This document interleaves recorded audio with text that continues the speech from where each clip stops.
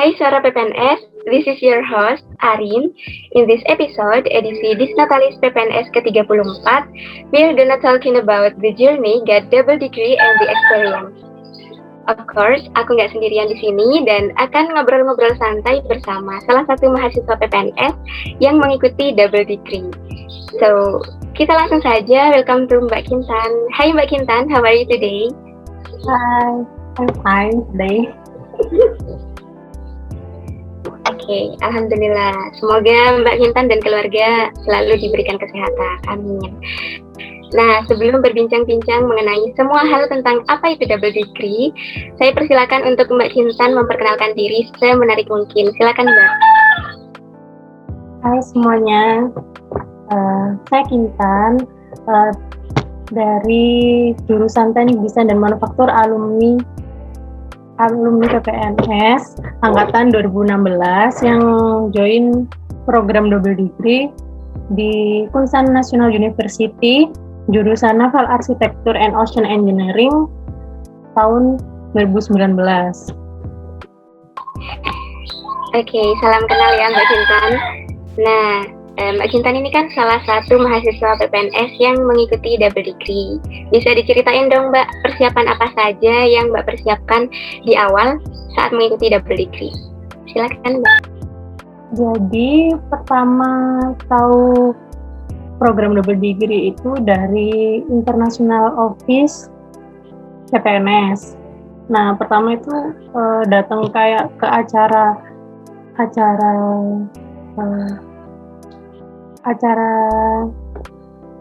seminar kayak gitunya kan, tentang membahas double degree itu. Nah, terus dari situ mulai tertarik tuh, apa itu double degree. Jadi double degree itu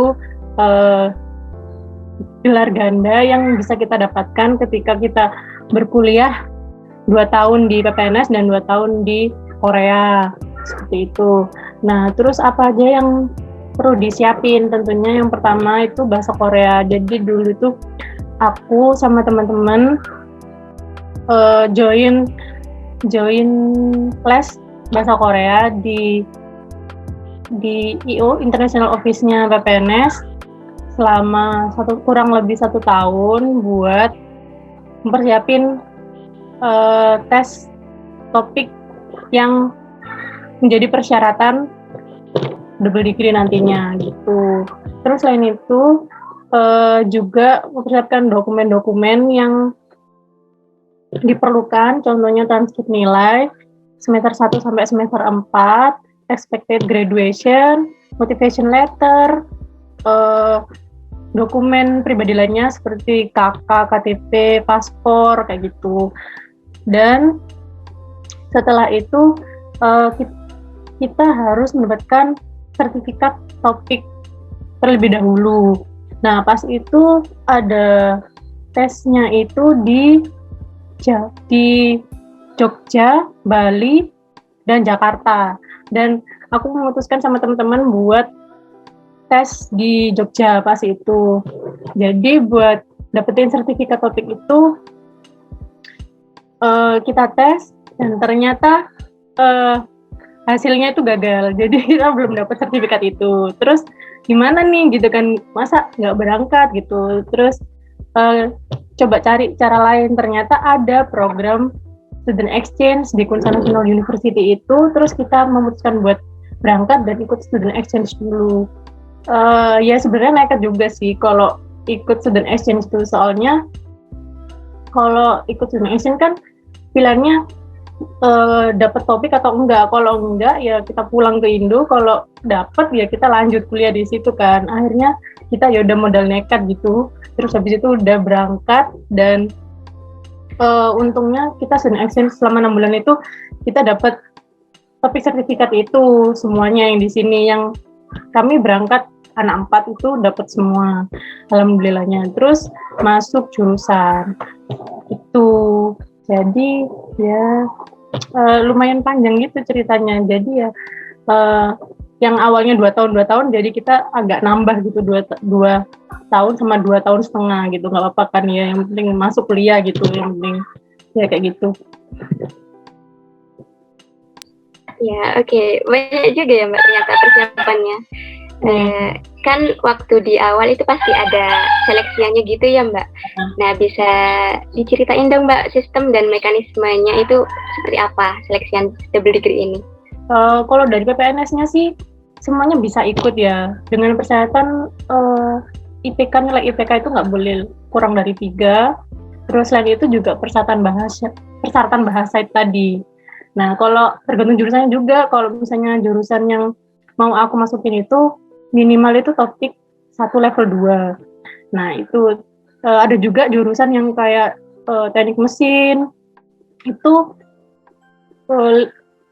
level bahasanya itu topik 2, level 3 kayak gitu. Jadi tergantung dari jurusannya masing-masing. Kayak gitu. Terus kalau dari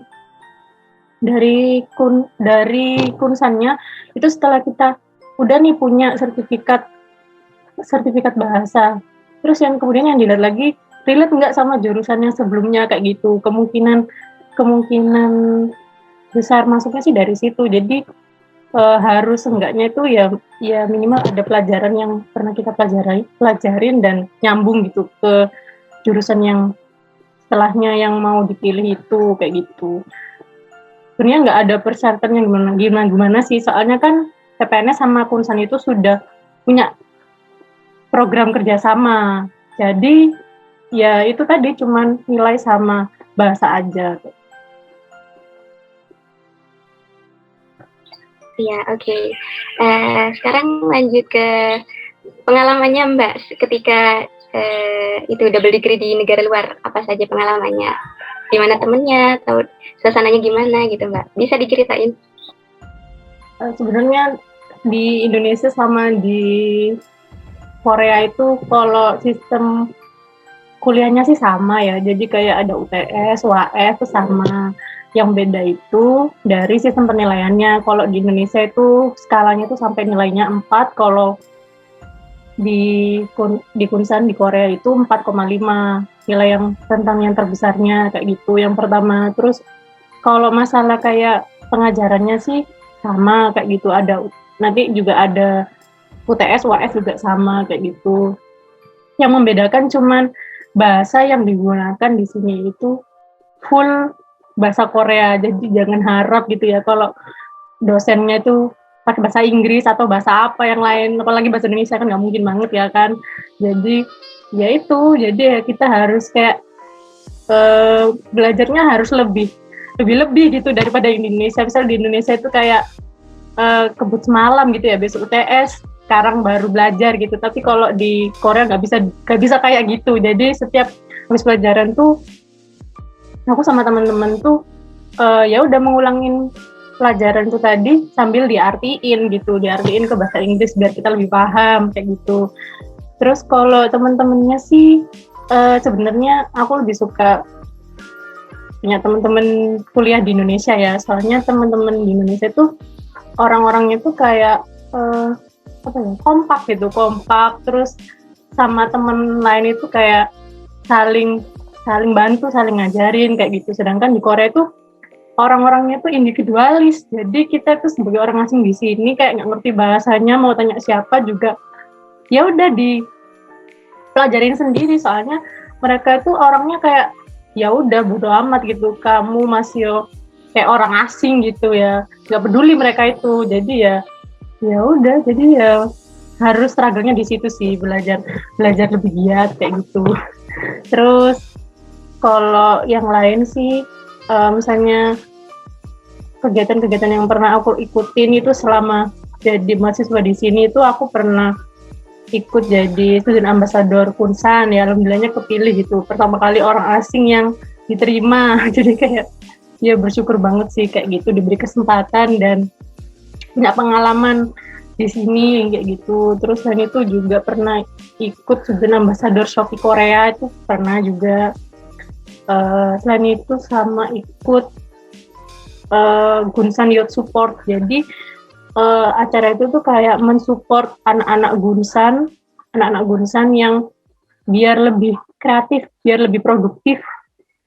Dan tugas aku buat memberitahu mereka kalau ada tempat nih ini yang buat bisa mereka belajar di sini kayak gitu, mengembangkan diri ataupun persiapan buat karir ke depannya kayak gitu. Udah sih pengalaman aku kayak gitu di sini. Iya Mbak, berikutnya kalau metode pengajarannya itu apa ada perbedaan dari di negara Indonesia sama di Korea Mbak? Buat metode pengajarannya?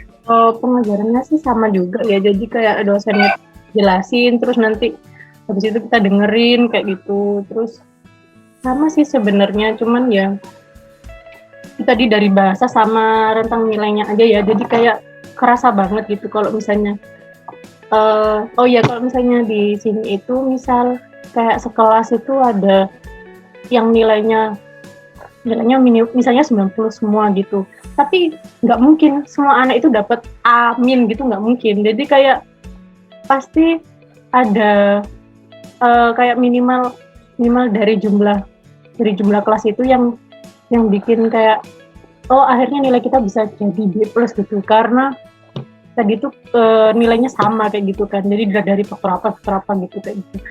Jadi ya lumayan struggle sih mendapatkan nilai di sini tuh ya, apalagi kayak bahasanya kan juga beda gitu ya, begitulah. Oke Mbak, karena double degree ini kan pastinya ke luar negeri gitu kan ya Mbak ya. Tips atau hal penting yang harus disiapin untuk merantau ke negara orang itu apa Mbak? Kalau dari Mbak Kintan sendiri? Tipsnya sih pertama tuh yang penting tuh niat sama tekad yang besar gitu. Soalnya banyak gitu teman-teman aku yang pertama cuma iya mau pengen gitu.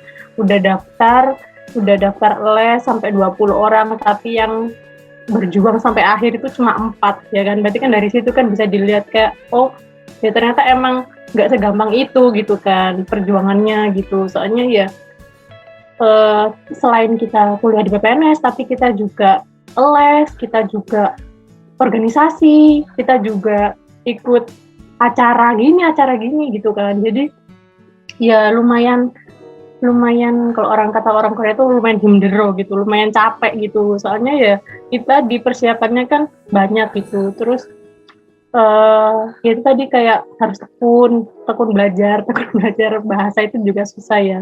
Apalagi aku yang orangnya tuh nggak seberapa tertarik sama Korea dan bahasanya kayak gitu, cuman suka dramanya gitu kan. Jadi kayak ini hal baru gitu menurut aku. Jadi ya aku belajar bahasa tuh ibarat mulai dari nol gitu kan.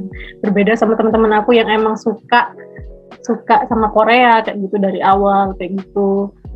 Terus tipsnya ya itu pantang menyerah dan berjuang sampai titik darah penghabisan kayak gitu. Terus sama siapin mental, soalnya di sini kan negara orang, terus kita apa sendiri, ngurus sendiri ya dari orang tua kayak gitu. Jadi ya itulah harus struggle. Ya oke. Kalau pesan Mbak untuk KMPPNS gimana nih Mbak buat memotivasi KMPPNS biar semangat juga ikut double degree dan mencari tahu tentang double degree itu gimana Mbak? Silakan.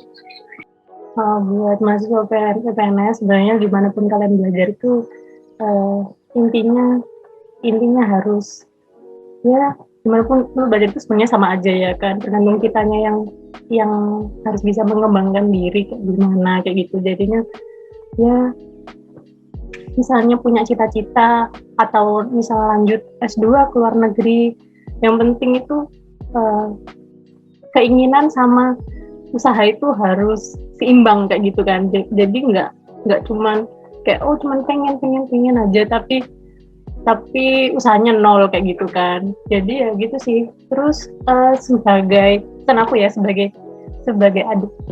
alumni PPNS dan untuk adik-adik ini, jadi kita sebagai pemuda itu kalau bisa itu seproduktif mungkin kayak gitu. Soalnya waktu itu nggak bisa diulang kayak gitu ya. Entah misal kita ikut organisasi, ikut jadi panitia apa, jadi ikut lomba apa, ikut acara apa, itu penting banget menurut aku. Soalnya dari situ tuh kita bisa ngembangin diri gitu. Kita bisa tahu ternyata passion kita di sini, dan nanti tentunya itu bisa jadi bekal gitu buat nanti sebelum masuk ke dunia kerja kayak gitu. Jadi tetap semangat. Oke, terima kasih buat pesannya Mbak. Nah, berikutnya harapan dari Mbak Kintan buat PPNS untuk kedepannya gimana? PPNS semoga makin maju ya, semakin peringkatnya itu kalau bisa itu bisa nanti melebihi PENS gitu ya, harapan aku gitu. Soalnya kan PPNS tuh sekarang masih jauh gitu kan ya, jadi semoga mahasiswa PPNS tuh bisa ngangkat nama PPNS jadi lebih maju lagi, lebih baik lagi dari kampus-kampus lain, lebih hebat lagi tuh. Terus bisa menciptakan mahasiswa-mahasiswa yang tangguh, yang siap kerja, yang kuat mental kayak gitu. Kayak gitu udah. Sukses buat PPNS sama mahasiswa. Oke, amin, amin. Nah, karena PPNS sebentar lagi mau ulang tahun nih ya Mbak ya, mau umur 34 ya nanti di bulan September ini. Ucapan dong, ucapan ulang tahun apa? Maksudnya apa yang ingin Mbak ucapin buat PPNS di umur yang ke-34 ini nanti?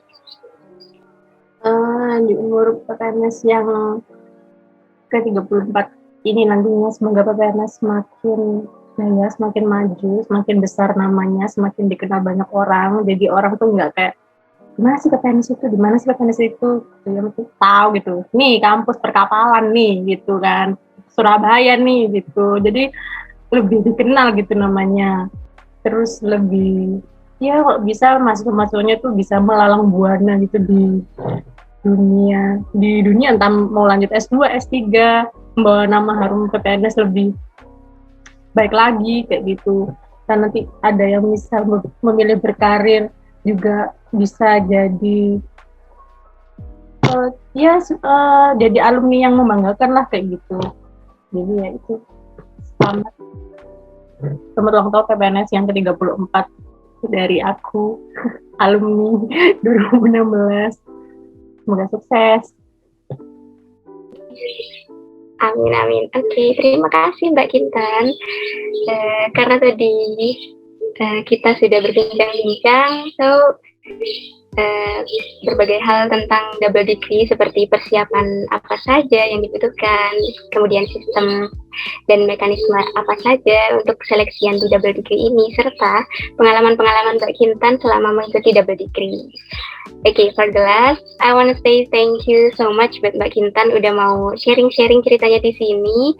And of course, thank you so much for our listener wherever you are. I hope you keep healthy and tetap patuh protokol kesehatan yang ada.